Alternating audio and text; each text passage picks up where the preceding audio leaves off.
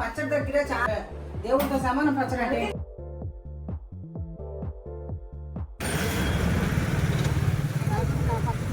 తలదూడ్చి 4 గిన్నెలు, గిన్నెతో తలదూడ్చి 4 గిన్నెలు అయితే ఇప్పుడు ఒక 2 టేబుల్ స్పూన్లు పసుపు వేసా, 1 లీటరు పల్లి నూనె వేసా, ఒక ప్యాకెట్ వేసి 1 గంటన్నర అయింది. ఇట్లా కలిపేసి పెట్టా. ఇట్లా వేసి పెడితే ఏమవుతుంది అంటే కాసేపు ముక్కలో మెత్తపడవు. ఇంకో 1/4 కిలో ఎల్లిపాయలు ఈ మన ఇష్టం, మనం తినేదాన్ని బట్టి. పావంత అనుకో, గిన్నెకి పావంత ఎల్లిపాయలు, ఆవపిండి హాఫ్ కిలో ఆవపిండి, ఉప్పు, ఆవపిండి అదేంటి ఉప్పు గళ్ళుప్పు ఎండలో పెట్టుకుని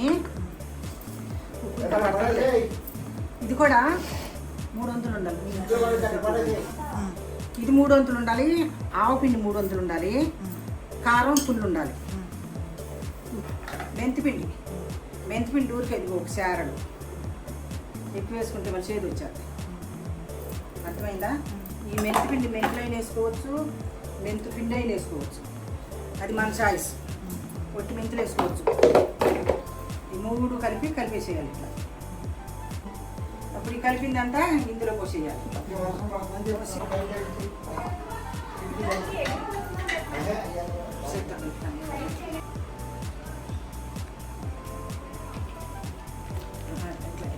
అది అట్లా పెట్టేవనుకో వచ్చాను. ఒక పక్క పెట్టచ్చు,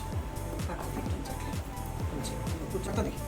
3వ రోజుని చూసుకోవాలి. ఆయిల్ సాలిపోతే ఆయిల్ పోసుకోవాలి. కత్తి కారం అయితే సరిపోద్ది, సాల్ట్ సరిపోతే చూసుకోవాలి. ఆయిల్ను సాల్టే చూసుకోవాలి. 3వ రోజుని కారం మెంతిపిండి ఆవపిండి అన్నీ సరిపోతాయి. కొంచెంసేపు నానబెట్టుకుంటూ 1 గంటన్నా మంచిగా కలిపేసి ముక్కలో గట్టి మెత్తపడ.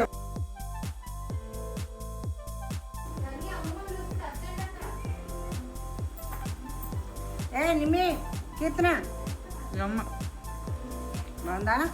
మస్తు. ఇదిగో రండి. కీర్తు